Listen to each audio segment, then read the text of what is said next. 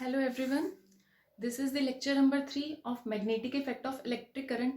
अभी तक हम लेक्चर 1 एंड 2 करके आए हैं जिसमें हमने क्या देखा है, Oersted experiment, Biot Savart's law, applications of Biot Savart's law, Ampere सर्क्यूटल law and कुछ एप्लीकेशंस हमने एम्पियर सर्क्यूटल लॉ की भी देखी थी.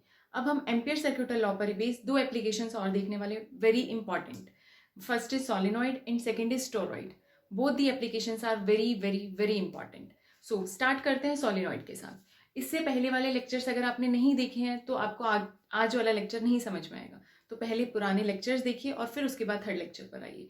और उन लेक्चर्स में जितने भी हमने एप्लीकेशंस किए हैं उनमें जितने भी रिजल्ट आए हैं वो सब आपको टिप्स पे लर्न होनी चाहिए for the numericals as well as for the derivation. So let's start our today's lecture with solenoid. Solenoid क्या होता है? सोलिनॉइड बेसिकली एक कॉपर वायर की बात करते हैं. हमने कॉपर वायर को वाउंड कर दिया, कॉपर वायर को लपेटना, that is nothing but solenoid. एक मैंने कोई सिलेंडर ले लिया, सपोज ये सिलेंडर है, इसके ऊपर मैंने वायर को लपेट दिया, कॉपर वायर को लपेट दिया, तो ये क्या बन गया? ये सोलिनॉइड बन गया.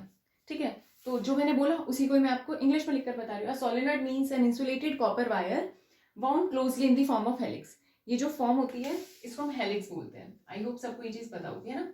ये कॉपर वायर को ऐसे लपेट के इसी फॉर्म को हम क्या बोलते हैं? Helix. So solenoid means an insulated copper wire bound closely in the form of helix. ठीक है, क्या किया हमने? एक नॉन कंडक्टिंग सिलेंडर ले लिया, उस सिलेंडर में कॉपर वायर्स को लपेट दिया. ठीक है, कॉपर वायर्स को बाउंड कर दिया और उन कॉपर वायर में से करंट को पास कर दिया. यहां से सपोज मैंने ये आई करंट पास किया, ये करंट अंदर गया, पीछे से होता हुआ, जैसे ऐसे पास किया, ये यहां से गया, पीछे से होता हुआ आगे की तरफ आ रहा है, पीछे से होता हुआ आगे की तरफ आ रहा है.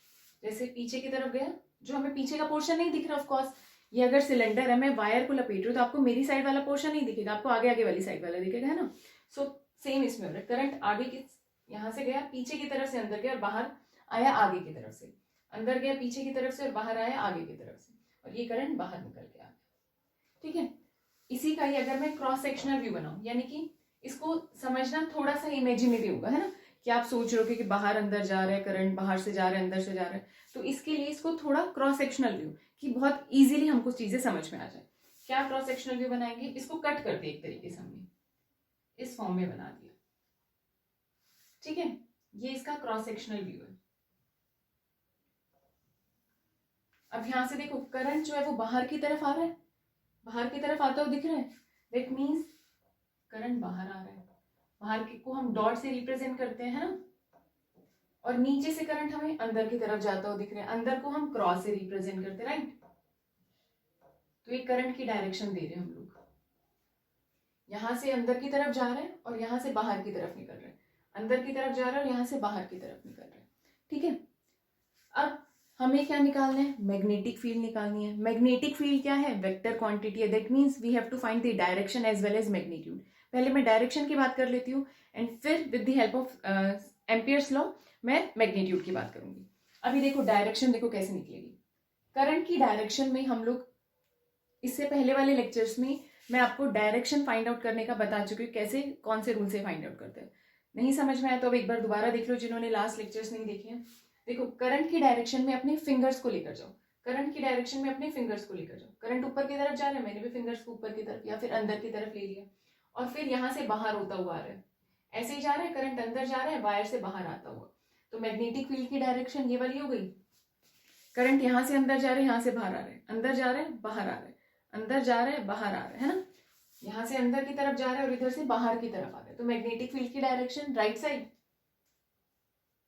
फर्स्ट वाले वायर से. सेकंड जो बाउंड किया, सेम उसमें अंदर की तरफ जा रहा है और बाहर की तरफ आ रहा है. करंट की डायरेक्शन आप खुद से ले सकते हो. और मैग्नेटिक फील्ड, तो यानी कि जो बी नेट होगा, नेट मैग्नेटिक फील्ड जो आएगी सभी वायर्स की वजह से वो इस डायरेक्शन में आएगी, यानी कि राइट साइड आएगी. करंट की डायरेक्शन क्लियर हो गई आपको? कैसे किया? अंदर की तरफ जा रहा है बाहर की तरफ. Put the fingers of your right hand in the direction of current and curl the fingers according to the direction of current. Then thumb will gives you the direction of magnetic field. समझ में आ गया? ये हो गया current की direction, magnetic field की direction find out करने के लिए. यानी कि मैग्नेटिक फील्ड की डायरेक्शन सभी के लिए कहां पर आ रही है? इस साइड आ रही है, इधर, है ना. और magnetic field inside the solenoid constant रहती है. पूरे सोलिनॉइड में सेम मैग्नेटिक फील्ड रहेगी, और जिसकी डायरेक्शन क्या होगी? इसकी तरफ. तो मैंने इसको इस तरीके से बना सकती हूँ, ये मैग्नेटिक फील्ड हो गई हमारे पास. इतना क्लियर हो गया। अब मुझे एम्पियर सर्क्यूटल लॉ की हेल्प से क्या फाइंड आउट करनी है, मैग्नेटिक फील्ड का मैग्नीट्यूड। एम्पियर ने क्या बोला था, आपको कुछ निकालना है, मैग्नेटिक फील्ड निकालनी है, तो उसके लिए एम्पीरियन लूप बनाना पड़ेगा। इस रेक्टेंगुलर फॉर्म सोलेनॉइड के लिए मुझे एक एम्पीरियन लूप बनाना पड़ेगा। तो मैंने एम्पीरियन लूप बना दिया एक रेक्टेंगल, बिकॉज मैग्नेटिक फील्ड यहाँ पर कॉन्स्टेंट है, तो ये मेरा एम्पीरियन लूप हो गया। ठीक है, इसको मैंने नेमिंग कर देती हूँ, सपोज PQRS। और इस एम्पीरियन लूप में भी करंट फ्लो होगा। करंट की डायरेक्शन अपनी मर्जी से इमेजिन करनी है। किसने बोला था ये, एम्पियर ने बोला था कि जो भी आप लूप इमेजिन कर रहे हो, जो भी आप लूप फॉर्म कर रहे हो एम्पीरियन लूप, उसमें करंट आप अपनी मर्जी से इमेजिन कर सकते हो, अपनी मर्जी से करंट की डायरेक्शन दे सकते हो। मैंने ये डायरेक्शन दी थी, आप चाहो तो उल्टी भी दे सकते हो। ठीक है, P से Q, Q से R, R से S और S से फिर P, ये करंट की डायरेक्शन है। क्लियर हो गया। अब एम्पियर सर्क्यूटल लॉ क्या कहता है, integration of B dot DL is equal to mu naught I। यही बोला था एम्पियर ने, integration of B dot DL is equal to mu naught I, where B is the net magnetic field and I is the current flowing in that Amperian loop. तो I current होगा जो इस loop में flow कर रहा है, और B क्या होगी, नेट मैग्नेटिक फील्ड। ठीक हो गया। देखो B dot DL is equal to mu naught I। अब मुझे मैग्नेटिक फील्ड इंटीग्रेशन निकालना है B डॉट DL का, PQ के लिए, QR के लिए, RS के लिए और SP के लिए। इसी को मैं लिख रही हूं ऐसे, integration of B dot DL for PQ plus QR, PQ, QR, RS and SP, RS B dot DL plus SP B dot DL is equal to mu naught times I। ठीक है, PQ plus QR plus RS plus SP, और ये जो circle बना रही है क्या बता रहे, क्लोज लूप है। ठीक हो गया, इतनी बात, इतना क्लियर हो गया। स्क्रीनशॉट लेना चाहो तो ले सकते हो, फिर मैं इरेज कर रही हूँ।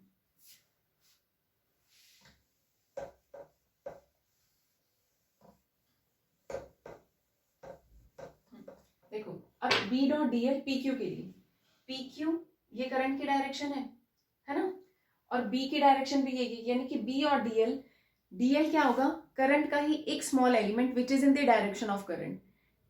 फिर से मैं बोल रही हूँ, ये चीजें आपको तभी समझ में आएंगी जब फर्स्ट और सेकंड लेक्चर्स देखकर आए होंगे। तो मैग्नेटिक फील्ड की डायरेक्शन में ही करंट एलिमेंट है, करंट की डायरेक्शन में ही करंट एलिमेंट होता है ना, पहले करके आ चुके हैं। तो B और DL are in the same direction, so B और DL के बीच में एंगल कितना हो जाएगा, 0।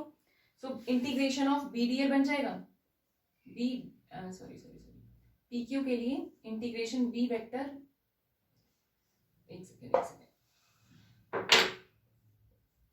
BDL हो जाएगा cos 0 is 1 plus QR current element ऊपर की तरफ है और मैग्नेटिक फील्ड इधर की तरफ है, यानी कि इनके बीच में एंगल कितना हो गया, 90, cos 90 is 0 plus integration of BDL cos 90, किसके लिए, QR के लिए, प्लस RS के लिए। बाहर की तरफ कोई मैग्नेटिक फील्ड नहीं है, सोलेनॉइड के अंदर ही मैग्नेटिक फील्ड है, बाहर magnetic field, outside the solenoid magnetic field is 0, outside the solenoid magnetic field is 0। तो यहाँ पर मैग्नेटिक फील्ड क्या हो जाएगी, 0 डॉट DL प्लस फिर PQ SP और मैग्नेटिक फील्ड फिर से दोनों 90 डिग्री एंगल पर है, तो यानी कि BDL cos 90 is equal to mu naught I।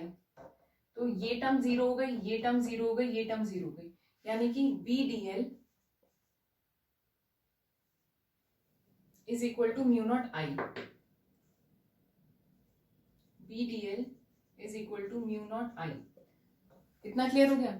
अब मैंने क्या बोला था, कॉपर वायर को वाउंड किया, कितनी टर्न्स वाउंड की, मतलब कितनी बार वाउंड किया, तो हमने मान लिया let small n be the number of turns per unit length। ये ध्यान रखना, n क्या है, नंबर ऑफ टर्न्स पर यूनिट लेंथ, n क्या है, नंबर ऑफ टर्न्स पर यूनिट लेंथ, n क्या है, नंबर ऑफ टर्न्स पर यूनिट लेंथ। ठीक है, n सिर्फ नंबर ऑफ टर्न्स नहीं है, पर यूनिट लेंथ है, ध्यान रखना। तो n क्या हो गया हमारे पास, नंबर ऑफ टर्न्स पर unit length. So number of turns कितनी हो गई, अगर मैं नंबर ऑफ टर्न्स को n से रिप्रेजेंट कर रही हूँ, सो नंबर ऑफ टर्न्स कितनी हो गई, n मल्टीप्लाई l, है ना। यही हो गया। अगर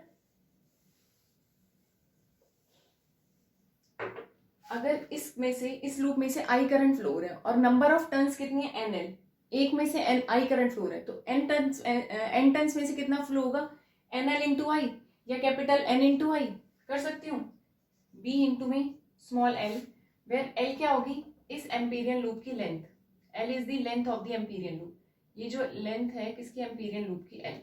सो B into L is equal to mu naught, एक लूप में से या एक टर्न में से आई करंट फ्लो हो रहा है, तो एन टर्न्स में से कितना करंट फ्लो होगा, N into I, capital N into I, capital N into I, यानी कि म्यू नॉट एन कितना है, N L I, N L I is equal to B into में एल, एल से L cancel, this implies B is equal to mu naught N I. This is the magnetic field inside the solenoid which remains constant in the solenoid. B is the magnetic field inside the solenoid and in the solenoid the magnetic field remains constant. Clear हो गया इतना? Magnetic field inside solenoid is B is equal to mu naught Ni and outside solenoid magnetic field is 0. ठीक है, but अगर मैं आपसे पूछूं कि magnetic field at the end points of solenoid वो कितनी होगी, just half, इनसाइड कितनी है, mu naught N I, at the end points कितनी हो जाएगी, mu naught N I upon 2, just half हो जाएगी magnetic field inside the solenoid. Magnetic field inside the solenoid remains constant and its magnitude is B is equal to mu naught N I and at the end points the magnetic field is mu naught N I upon 2, यानी कि half हो जाएगी। कर लो, note करना चाहो तो, या screenshot लेना चाहो तो स्क्रीनशॉट ले सकते हो। नेक्स्ट है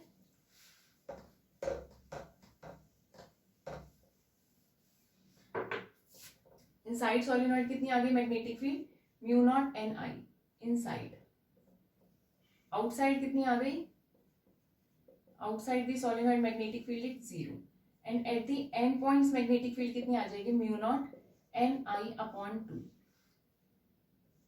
ठीक है, ये तीनों रिजल्ट्स आपको पता होना चाहिए। अब अगर मैं ग्राफ प्लॉट करूं मैग्नेटिक फील्ड बी और डिस्टेंस में, ठीक है, तो inside the solenoid magnetic field क्या है, कांस्टेंट है, यानी कि मैग्नेटिक फील्ड डिस्टेंस के साथ एकदम कांस्टेंट है। स्ट्रेट लाइन बना लेना, थोड़ी गड़बड़ हो जाए तो, ठीक है। मैग्नेटिक फील्ड डिस्टेंस के साथ इनसाइड दी सोलेनॉइड कैसी है, कांस्टेंट है, तो मैंने कांस्टेंट बना दिया। बट आउटसाइड दी सोलेनॉइड या फिर eight the end points magnetic field क्या हो रही है, हाफ हो रही है, तो यहां से डिक्रीज होती हुई चली जाएगी। ये क्या हो जाएगा, एंड पॉइंट हो जाएगा सोलेनॉइड का, एंड पॉइंट पर मैग्नेटिक फील्ड हाफ हो रही है, mu naught N I upon 2, और ये कांस्टेंट जो है वो कितनी है, mu naught N I. Direction of magnetic field is in x axis plus x direction में, depending upon the direction of current magnetic field की डायरेक्शन चेंज हो जाएगी। ये कंप्लीट था हमारे पास सोलेनॉइड। सोलेनॉइड क्या होता है, कॉपर वायर को लपेट दिया, बाउंड कर दिया एक नॉन कंडक्टिंग सिलेंडर में, फिर उससे हमने करंट की डायरेक्शन, उसमें करंट फ्लो करवा दी उस कॉपर वायर में, और उस करंट की डायरेक्शन से ही हमने मैग्नेटिक फील्ड की डायरेक्शन निकाल दी। फिर हमने क्या किया, with the help of Ampere's law हमने मैग्नेटिक फील्ड निकाली, mu naught N I inside the solenoid which remains constant at the end points magnetic field is just half mu naught N I upon 2 and outside the solenoid magnetic field is 0, B is equal to 0 outside the solenoid. ये complete हो गया solenoid का। अब Ampere's law की second application है toroid. Solenoid clear हो गया तो टोरॉइड भी क्लियर हो जाएगा। नेक्स्ट क्या होगा हमारे पास, टोरॉइड।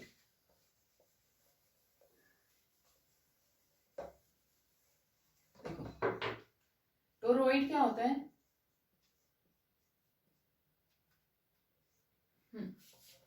जो हमने सोलेनॉइड में किया था, जस्ट सोलेनॉइड को बेंड कर दिया। हमने क्या किया, सोलेनॉइड में क्या किया था, एक सिलेंडर लिया था, अब उस सिलेंडर को बेंड कर दिया, घुमा दिया, ठीक है, ऐसे है तो इसे घुमा दिया सिलेंडर को।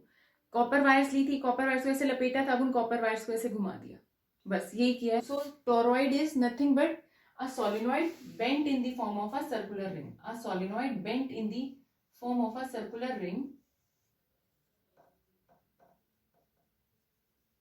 a solenoid bent in the form of circular ring is called toroid।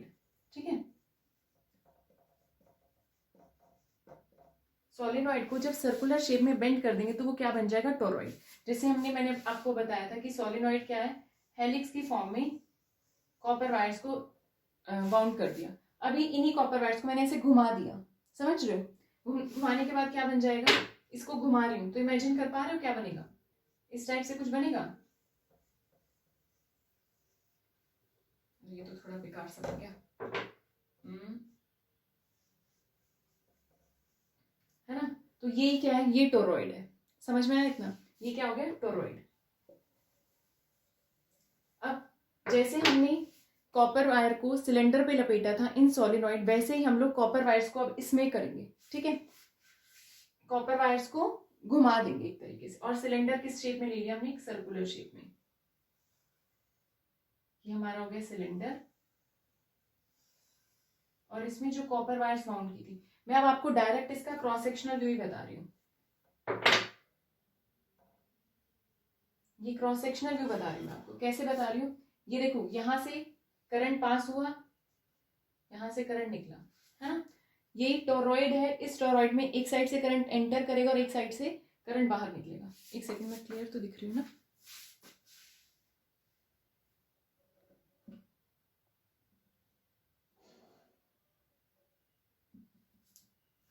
हाँ जी, ये देखो अब ये करंट है, अंदर की तरफ जा रहे हो, यहाँ से बाहर की तरफ निकल रहे हो। यहाँ से करंट गया, अंदर गया, बाहर निकला। यहाँ से करंट ऐसे जाता हुआ अंदर गया, बाहर निकला, अंदर गया, बाहर निकला, अंदर गया, बाहर निकला, ऐसे करंट चलता जाएगा। तो इसी करंट को एक साइड से अंदर जा रहे हो, एक साइड से बाहर जा रहे हो। मैं इसको क्रॉस सेक्शनल व्यू भी बता सकती हूँ। यहाँ से गया अंदर, यानी कि क्रॉस,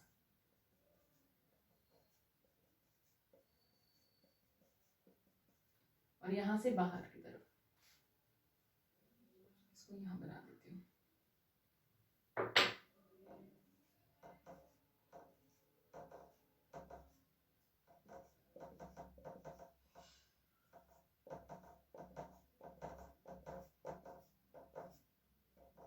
ठीक है, सोलिनॉइड फिर से समझ लो एक बार। Solenoid bent in the form of a closed ring that is called toroid.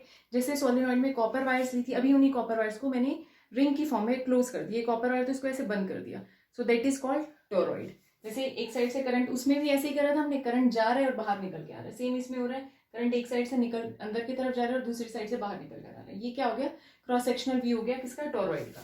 अब वही सेम प्रोसेस क्या करते हैं हम लोग,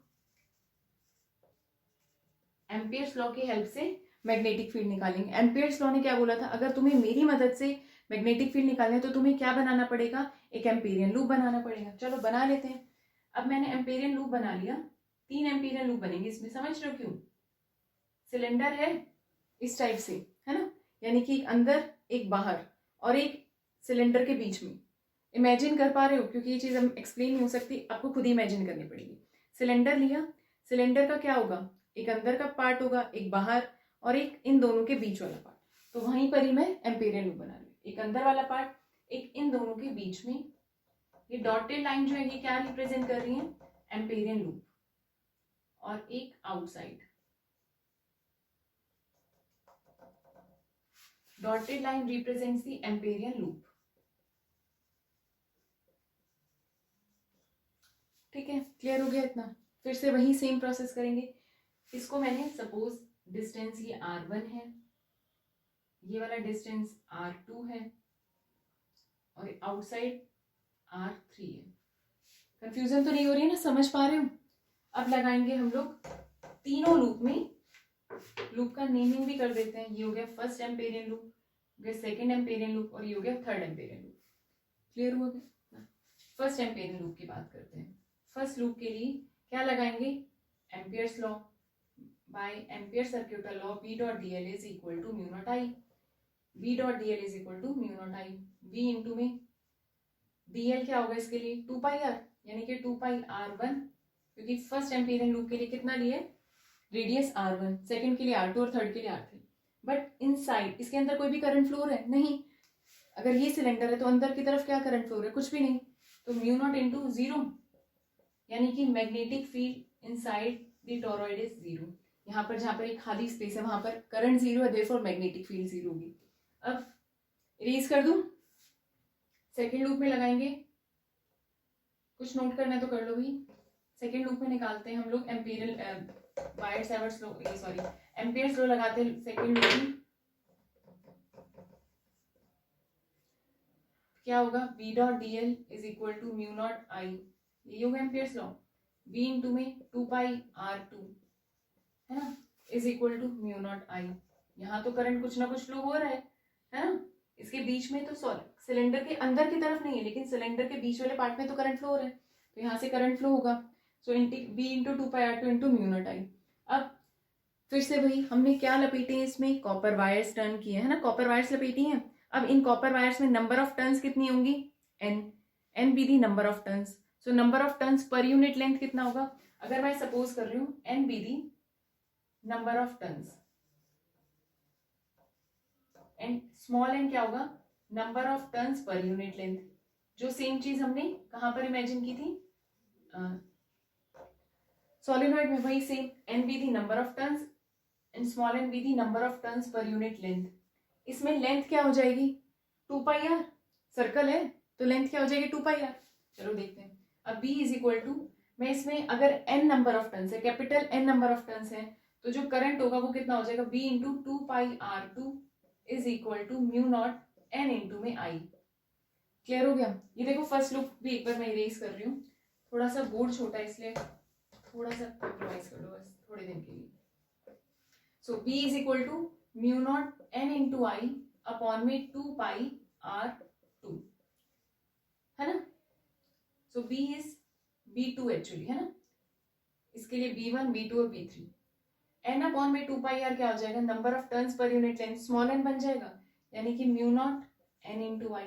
ये क्या हो गया, magnetic field inside the toroid, इसके अंदर, जो कि सेम ही है जो हमारे पास सोलिनॉइड में आई थी, यानी कि इनसाइड द सोलिनॉइड और inside the toroid magnetic field कितनी है, म्यू नॉट एन आई है ना। अब आउटसाइड निकालेंगे, आउटसाइड फिर से कोई भी करंट नहीं है, जितना करंट अंदर की तरफ जा रहा है उतना ही करंट बाहर की तरफ आ रहा है, यानी कि टोटल करंट कैंसिल आउट हो रहा है, इंटरनल और आउट जो भी एक्सटर्नल करंट है दोनों कैंसिल आउट हो रहे हैं, इसलिए थर्ड लूप में भी करंट क्या हो जाएगा, 0, I3 या I0 हो जाएगा थर्ड लूप में, देयरफॉर मैग्नेटिक फील्ड भी क्या हो जाएगी, 0 है ना। तो net magnetic field inside the toroid कितनी होगी, या net magnetic field in the toroid कितनी होगी, mu naught N I. Clear हो गया। सोलिनॉइड में भी magnetic field mu naught N I थी, टोरॉइड में भी म्यू नॉट एन आई है। Outside the solenoid magnetic field क्या थी, 0, आउटसाइड दी टोरॉइड मैग्नेटिक फील्ड क्या है, 0, ठीक है। और अंदर की स्पेस में यहाँ पर, जहां पर ये फ्री स्पेस जिसे हम कह सकते हैं, यहाँ पर मैग्नेटिक फील्ड कितनी है, 0। ये हो गया हमारे पास toroid. Toroid is nothing but solenoid bent in the form of a ring, that is called toroid. दोनों में ही सेम मैग्नीट्यूड आ रहा है मैग्नेटिक फील्ड का, that is mu naught n into I, where small n is the number of turns पर unit length in both the cases. Clear हो गया। नेक्स्ट टॉपिक स्टार्ट करें। ये हो गया हमारे पास एम्पियर सर्क्यूटल लॉ पर बेस्ड दो इंपॉर्टेंट एप्लीकेशंस। इतना आई थिंक क्लियर हो गया होगा। ये एक सपोज समझ सकते हो आप, एक पार्ट ही क्लियर हो गया, एक पार्ट आपका कंप्लीट हो गया मैग्नेटिक इफेक्ट का, जिसमें मैंने आपको जब स्टार्टिंग में फर्स्ट लेक्चर बताया था तब मैंने आपको बोला था कि मैग्नेटिक इफेक्ट दो पार्ट्स में बेस्ड है। एक पार्ट क्या होगा जिसमें हम लोग को कैलकुलेशन करनी है मैग्नेटिक फील्ड की, थर्ड पार्ट क्या होगा कितना फोर्स लग रहा है मैग्नेटिक फील्ड का, ठीक है। अब हम सेकंड पार्ट, अब हम सेकंड पार्ट स्टार्ट कर रहे हैं जिसमें क्या होगा, फोर्स। अगर मैंने किसी चार्ज पार्टिकल को मैग्नेटिक फील्ड में प्लेस कर दिया तब क्या होगा, ठीक है। एक चार्ज पार्टिकल लिया, उसको मैग्नेटिक फील्ड में प्लेस कर दिया, तब क्या होगा वो हम देख रहे हैं। हेडिंग डालो, force on a charge particle, force on a charge particle placed in magnetic field, force on a charge particle placed in magnetic field, MF is the magnetic field. मैंने एक चार्ज पार्टिकल ले लिया सपोज Q, इस चार्ज पार्टिकल को मैंने magnetic field में place कर दिया और इस चार्ज पार्टिकल की वेलोसिटी है 0, यानी कि रेस्ट में है चार्ज पार्टिकल। मैग्नेटिक फील्ड क्या करेगी, कुछ भी नहीं, क्योंकि मैंने फर्स्ट डे बताया था, क्या बोला था कि कोई भी current carrying wire magnetic field produce कर रही है around it and that magnetic field applies force only on the moving charge. So अगर चार्ज पार्टिकल स्टेटिक है और उस स्टेटिक चार्ज पार्टिकल को मैग्नेटिक फील्ड में रख दिया तो पूछा जाए कितना फोर्स लग रहा है, कितना मैग्नेटिक फोर्स लग रहा है, तो उस पर कोई भी मैग्नेटिक फोर्स नहीं लगेगा। मैग्नेटिक फोर्स सिर्फ मूविंग चार्जेस पर लगता है। फर्स्ट पॉइंट क्लियर हो गया, magnetic force acts only on the moving charges. So अब मैंने इसी चार्ज पार्टिकल को कुछ वेलोसिटी दे दी, एक चार्ज पार्टिकल है let's say Q moving with velocity v when placed in magnetic field B। A charge particle से Q moving with velocity v When placed in magnetic field B, then according to Lorentz, there is something magnetic force exerts on the charged particle. A charged particle, say Q, moving with velocity v, when placed in magnetic field B, then according to Lorentz, there must be some magnetic force acting on the charged particle. So that force is represented, मैं represent कर रही हूँ इस force को Fm से, is directly proportional to Q, यानी कि charge पर डायरेक्टली प्रोपोर्शनल होगा. That force is directly proportional to magnetic field. That force is directly proportional to v into sin theta, where theta is the angle between the velocity and b. Theta is the angle between velocity and b. So ये जो किसने दिया formula, Lorentz ने. F is directly proportional to Q, directly proportional to B and directly proportional to V sin theta. तो यहाँ से क्या चीज क्लियर हो गई, F is directly proportional to Q V B into sin theta, where theta is the angle between velocity and B. Proportionality constant, proportionality हटाएंगे तो सबसे पहले क्या लगाएंगे, कांस्टेंट. मैंने वहां पर कांस्टेंट लगा दिया. F is equal to K Q V B sin theta. This is called the Lorentz force. K की वैल्यू 1 रख देंगे. F is equal to Q V B sin theta. ये क्या हो जाएगा, Lorentz magnetic force, not Lorentz force. अगर मैंने शायद पहले लॉरेंट्स फोर्स बोल दिया था, लॉरेंट्स मैग्नेटिक फोर्स. ठीक है, ये क्या हो गया, लॉरेंट्स मैग्नेटिक फोर्स. क्या होगा, F is equal to Q V B sin theta. Very very very important. F is equal to Q V B sin theta. अगर इसी को मैं वेक्टर फॉर्म में रिप्रेजेंट करूँ, अभी मैं इसको डायग्रामेटिकली भी आपको समझाती हूँ. इसी को अगर वेक्टर फॉर्म में रिप्रेजेंट करना हो तो कैसे करेंगे, F vector is equal to Q V vector cross B vector. ये क्या हो गई, वेक्टर फॉर्म हो गई किसकी, लॉरेंट्स मैग्नेटिक फोर्स की या सिंपली मैग्नेटिक फोर्स की. Fm Q V B. अब देखो इसको मैं आपको डायग्रामेटिकली कैसे रिप्रेजेंट करना बता रही हूँ. एक स्मॉल चार्ज पार्टिकल ले लिया Q, है ना, प्लस का ले लिया, placed in magnetic field B. ये एक्स एक्सिस में मैग्नेटिक फील्ड बना दी. अब ये चार्ज पार्टिकल मूविंग होगा तभी इस पर फोर्स लगेगा, है ना, ये तो डैम श्योर है. तो अब मैंने मान के चली कि ये जो चार्ज पार्टिकल है सपोज v वेलोसिटी के साथ मूव कर रहा है. ये चार्ज पार्टिकल v वेलोसिटी के साथ मूव कर रहा है और v और b के बीच में एंगल कितना है, थीटा. सो हमें फोर्स निकालना है. फोर्स क्या होगा, F is equal to Q V B sin theta. फिर फोर्स क्या है, वेक्टर है, तो यानी कि डायरेक्शन भी पता होनी चाहिए. फोर्स की डायरेक्शन हम निकालेंगे फ्लेमिंग्स लेफ्ट हैंड रूल से. कौन से रूल से, फ्लेमिंग्स लेफ्ट हैंड रूल. अभी तक हम राइट हैंड का यूज करते आ रहे थे. फर्स्ट पार्ट में हम लेफ्ट का कुछ भी यूज नहीं किया, सब कुछ राइट हैंड से चल रहा था. अब आया हमारे पास लेफ्ट हैंड. कौन सा, फ्लेमिंग्स लेफ्ट हैंड रूल. देखो ऐसे इसको लर्न करने का तरीका, ये क्या आपका thumb, four finger and central finger. Thumb, four finger, centre finger, thumb, four finger, centre finger. जो थंब है वो क्या होगा, इसको लर्न कर लो फादर, मदर और चाइल्ड से. Father, mother, child. F for father and F for force. Thumb will gives you the direction of force. M for mother and M for magnetic field. So the forefinger will give you forefinger will gives you the direction of magnetic field. And this is the child. C, current. Current या फिर इसको हम velocity भी कह सकते हैं. ठीक है, करंट या फिर इसको हम वेलोसिटी भी बोल सकते हैं. Father, mother, child. समझ में आ गया. क्या लिया, फ्लेमिंग्स लेफ्ट हैंड रूल. हमने लेफ्ट हैंड लिया, उसमें हमने क्या किया, थंब, फोर फिंगर और central finger. Thumb will gives you the direction of force, four finger will gives you the direction of magnetic field and central finger will gives you the direction of current. ठीक है, देखो ये वाले four finger है किसकी direction में, magnetic field की direction में. ये क्या है, V या फिर करंट. फिर से बोल रही हूँ, ये करंट भी हो सकता है, V भी हो सकता है. ठीक है, अब देखो पहले, उससे पहले देखो ये थीटा एंगल बना रहा है, तो ये कंपोनेंट क्या हो जाएगा इसका, V sin थीटा, और ये वाला कंपोनेंट V cos थीटा. काम का हमारा V sin थीटा ही. तो अब मैं देखो जैसे जैसे मैंने बोला मैं वैसे वैसे कर रही हूँ. B की डायरेक्शन में क्या रख दिया, four finger. Central finger is in the direction of current या फिर velocity. So thumb will gives you the direction of force. तो फोर्स की डायरेक्शन क्या हो गई, अपवर्ड्स. देखो मैग्नेटिक फील्ड की डायरेक्शन में मैंने क्या रख दिया, अपनी forefinger. Central finger is in the direction of current या फिर velocity. Then thumb will gives me direction of force. तो फोर्स की डायरेक्शन क्या हो गई, अपवर्ड्स. हुआ इतना clear. Father, mother, child, father, mother, child, force, magnetic field, current, force, magnetic field, current by Fleming's left hand rule. इसी को हम राइट हैंड पाम रूल से भी कर सकते हैं. Right hand palm rule. Right hand palm rule क्या बोलता है, अपना राइट हैंड ओपन करो, जो आपकी फिंगर है, fingers is in the direction of, जो भी सेंट्रल पॉइंट होगा फिंगर्स का is in the direction of magnetic field, thumb is in the direction of current या फिर वेलोसिटी। जिस डायरेक्शन में पाम ओपन होगा that will gives you the direction of force.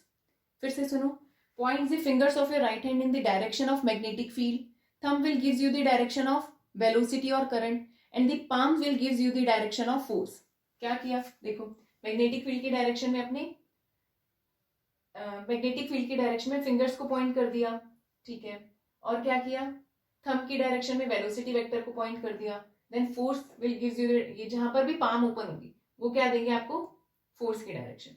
अगर सपोज करो मैग्नेटिक फील्ड ऊपर की तरफ है, ऐसे देख लो, मैग्नेटिक फील्ड ऊपर की तरफ है, ऊपर की तरफ मैग्नेटिक फील्ड कर दी, यहाँ पर, यहाँ देख लो, ये बी की डायरेक्शन में बता रही हूँ और ये क्या है, वी है, फोर्स की डायरेक्शन निकालनी है। बी की डायरेक्शन में क्या करेंगे, फिंगर्स को पॉइंट करेंगे, velocity, thumb will gives you the direction of velocity, और जहां पर भी पाम ओपन होगा, पाम का ओपन हो रहा है यहाँ पर, यानी कि यहाँ आउटसाइड द प्लेन, यानी कि जेड एक्सिस में क्या होगा, फोर्स। क्लियर हो गया, ये हो गया राइट हैंड पाम रूल। हम दोनों की हेल्प से, Fleming's left hand rule and right hand palm rule, दोनों की हेल्प से फोर्स की डायरेक्शन निकाल सकते हैं। मेरे ख्याल से मुझे Fleming's left hand rule easy लगता है, बाकी जैसे आपको अच्छा लगे वो वाला यूज कर लेना डायरेक्शन फाइंड आउट करने के लिए, बट सही होना चाहिए, ठीक है। क्लियर हो गया, ये हो गया Fleming's left hand rule, father mother child, force magnetic field current, and ये क्या हो गया हमारे पास, right hand palm rule, magnetic field, velocity and palm will gives you the direction of force. Clear हो गया, ये हो गया force on a charge particle when placed in magnetic field. कितना आएगा, F is equal to Q v cross B, F is equal to Q V B sine theta, इसे हम लॉरेंट्ज magnetic force भी बोलते हैं। और मैग्नेटिक फील्ड फोर्स लगाएगी only on the moving charge, not on the static charge. Clear है, अभी मैंने सेम चार्ज पार्टिकल लिया, अब इस चार्ज पार्टिकल को इलेक्ट्रिक और मैग्नेटिक फील्ड दोनों में प्लेस कर देंगे। जब मैग्नेटिक फील्ड में करा तो फोर्स कितना है, F is equal to Q V B sine theta. Clear है इतना, मैं सिर्फ अभी एक रिजल्ट लिख रही हूँ और इससे थोड़ा सा आगे चलते हैं। F is equal to Q V B sine theta, ये क्या हो गया, magnetic force, F is equal to Q V B sine theta, ठीक है। इससे अगर मुझे B निकालना हो तो B क्या होगा, F upon Q V sine theta, यही होगा, है ना। अगर मैंने चार्ज को 1 कूलम रख दिया, वेलोसिटी 1 मीटर पर सेकेंड एंड थीटा 90 रख दिया, यानी कि sine 90 is 1, then magnetic field जो होगी वो किसके इक्वल हो जाएगी, मैग्नेटिक फोर्स की। तो अगर आपको डिफाइन करना हो what do you mean by magnetic field, जो मैंने फर्स्ट लेक्चर में बताया था, the space around the magnet where its influence can be experienced, वो तो ठीक है, बट मैथमेटिकली एक्सप्लेन करना तो magnetic field is nothing but the magnetic force, magnetic field is the magnetic force when the charge is 1 coulomb, when the charge is 1 coulomb placed in the magnetic field perpendicular to the velocity, then magnetic field is equal to magnetic force। फिर से सुन लो, magnetic field is nothing but magnetic force। कब होगी magnetic field force के equal, जब charge 1 coulomb है, v कितना है 1 metre पर second and placed perpendicular to magnetic field.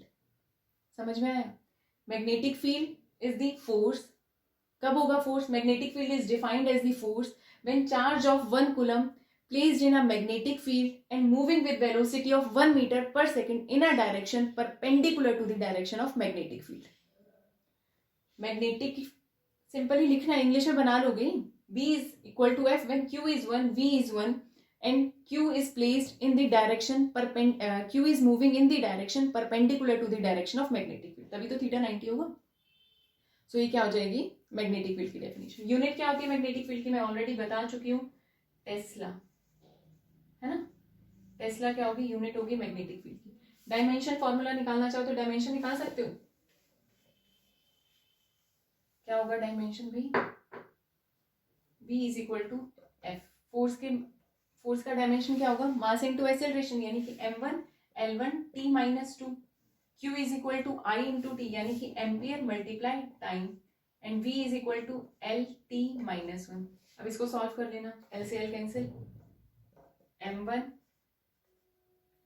t minus 2, T से T भी कैंसिल है ना, m1 t माइनस 2 और A माइनस 1, ये क्या हो जाएगा, डायमेंशनल फॉर्मूला हो जाएगा मैग्नेटिक फील्ड का। ठीक है, अब इसी चार्ज पार्टिकल को मैंने प्लेस कर दिया magnetic field as well as in electric field, in magnetic field and electric field. So when a charged particle is placed in magnetic field and electric field, then the net force on the charged particle is given by, अब देखते हैं क्या होगा वो. Let's suppose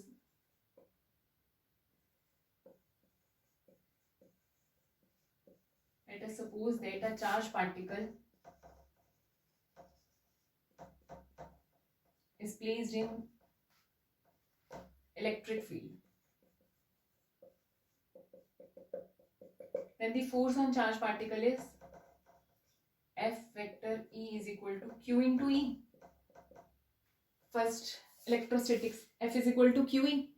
अभी same charge particle को place कर दिया इन मैग्नेटिक फील्ड, देन कितना आया था अभी हम देख कर आए हैं, Q V vector cross B vector, है ना. सो नेट फोर्स कितना आ जाएगा, दोनों का sum, net force on the charge particle is, net force on charged particle is Fe vector plus Fm vector, that is equal to Q E plus V vector cross B vector. ये हो जाएगा net force. इसे हम क्या बोलते हैं, लॉरेंट्ज force. Net force on a charged particle when a charged particle is placed in magnetic field.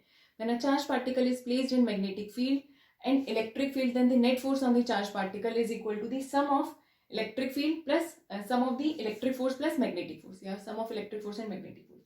और इसी को हम क्या बोलते हैं, लॉरेंट्ज force, which is equal to F vector is equal to Q E vector plus V cross B. ये क्या हो गया हमारे पास, लॉरेंट्ज फोर्स. क्लियर हो गया. दोनों से कुछ इंपॉर्टेंट पॉइंट्स निकल कर आता है, वो और डिस्कस कर लेते हैं. जब हमने मैग्नेटिक फील्ड में चार्ज पार्टिकल को प्लेस किया तब हमारे पास फोर्स कितना आ रहा था, Q V क्रॉस B. जब हमने इलेक्ट्रिक फील्ड और मैग्नेटिक फील्ड दोनों में चार्ज पार्टिकल को प्लेस किया तो क्या होगा, Q E plus V cross B. ठीक है. अब इससे कुछ इंपॉर्टेंट पॉइंट्स निकल कर आते हैं, वो और देख लेते हैं हम लोग.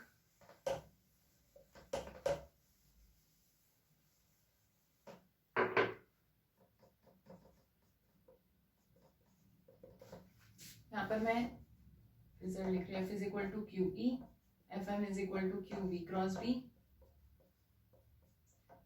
F नेट या फिर Lorentz force Q E plus Q V cross B. अब देखो स्टैटिक चार्ज की बात करते हैं. पहले स्टैटिक चार्ज को अगर मैंने मैग्नेटिक फील्ड में प्लेस किया तो कोई फोर्स लगा नहीं, बट अगर स्टैटिक चार्ज को मैं इलेक्ट्रिक फील्ड में प्लेस करूंगी तब इलेक्ट्रिक फोर्स लग जाएगा, है ना. इलेक्ट्रोस्टैटिक्स में हम करके आ चुके हैं स्टैटिक चार्जेस की बात, रेस्ट में जब चार्जेस हो. So static charge is a source of, static charge is a source of electric field only, है ना. और moving charge is a source of, moving charge is a source of electric field as well as magnetic field, electric field as well as magnetic field. Static charge से सिर्फ हमको electric field मिल सकती है, लेकिन मूविंग चार्ज से electric field और magnetic field दोनों मिल सकते हैं. जैसे हमने मूविंग चार्जेस को इलेक्ट्रिक और मैग्नेटिक फील्ड में प्लेस किया तो हमारे पास नेट फोर्स आ गया, बट अगर यहीं पर चार्ज रेस्ट में होता तो सिर्फ हमें क्या मिलता, इलेक्ट्रिक फोर्स मिलता, मैग्नेटिक फोर्स नहीं मिलता. So static charge is a source of electric field and moving charge is a source of both electric and magnetic field. अब in a field if a charge particle is placed, किसी भी field में एक charge particle को place कर दिया, and the strength of the force acting on the charge particle, ध्यान से मेरी बात सुनना, if in a field a charge particle is placed, अब वो चार्ज पार्टिकल सपोज मूविंग है, ठीक है, एक मूविंग चार्ज पार्टिकल को फील्ड में रख दिया. अब जो फोर्स लग रहा है चार्ज पार्टिकल का, वो जो फोर्स लग रहा है चार्ज पार्टिकल के ऊपर, वो डिपेंड कर रहा है only on the strength of the field. तब वो फील्ड कौन सी होगी, समझ में आई मेरी बात. एक चार्ज पार्टिकल लिया, ये चार्ज पार्टिकल मूविंग है, v वेलोसिटी के साथ मूव कर रहा है, इस पर कुछ ना कुछ फोर्स लग रहा है, बट जो फोर्स है वो डिपेंड कर रहा है सिर्फ इलेक्ट्रिक फील्ड की स्ट्रेंथ पर, उसकी वेलोसिटी पर, चार्ज की वेलोसिटी पर कोई फर्क नहीं पड़ रहा, कुछ भी चीज पर डिपेंड नहीं कर रहा, बस इस पर डिपेंड कर रहा है कि चार्ज पार्टिकल की स्ट्रेंथ, मैग्नेटिक या जो भी फील्ड है उसकी कितनी स्ट्रेंथ है. तो वो फील्ड कौन सी होगी, इलेक्ट्रिक फील्ड. नहीं समझे, देखो F is equal to Q E, electric force जो है वो सिर्फ किस पर डिपेंड कर रहा है, चार्ज पार्टिकल तो सेम ही रहेगा इलेक्ट्रिक और मैग्नेटिक फील्ड में, सिर्फ किस पर डिपेंड कर रहा है? ई पर, इलेक्ट्रिक फील्ड पर। यानी कि जितनी ज्यादा इलेक्ट्रिक फील्ड की स्ट्रेंथ होगी उतना ज्यादा फोर्स होगा। तो मैं वही तो बोल रही हूँ कि अगर charge particle moving with velocity v, उसको मैंने किसी भी फील्ड में रख दिया, मुझे नहीं पता ये जो फील्ड है ये इलेक्ट्रिक फील्ड है या फिर मैग्नेटिक फील्ड है, बट मुझे ये पता चल गया कि जो चार्ज पार्टिकल पर फोर्स लग रहा है उसकी स्ट्रेंथ सिर्फ फील्ड पर डिपेंड कर रही है। दैट मीन्स यहाँ पर फील्ड कौन सी है? Electric field. और फोर्स कौन सा लग रहा है? Electric force. अभी वहीं पर ही मैंने एक चार्ज पार्टिकल को प्लेस करा। अब जो चार्ज पार्टिकल पर फोर्स लग रहा है वो डिपेंड कर रहा है not only on the strength of the field but also on the velocity of charge particle. Strength पर ही डिपेंड नहीं कर रहा है बी की, but also on the velocity. तब जो फोर्स लग रहा होगा वो कौन सा होगा? Magnetic force. और जो फील्ड होगी वो कौन सी होगी? Magnetic field. तो क्या क्लियर हुआ हमें इससे कि स्टैटिक चार्ज से सिर्फ हमको इलेक्ट्रिक फील्ड मिलेगी, या स्टैटिक चार्ज पर सिर्फ इलेक्ट्रिक फोर्स लगेगा।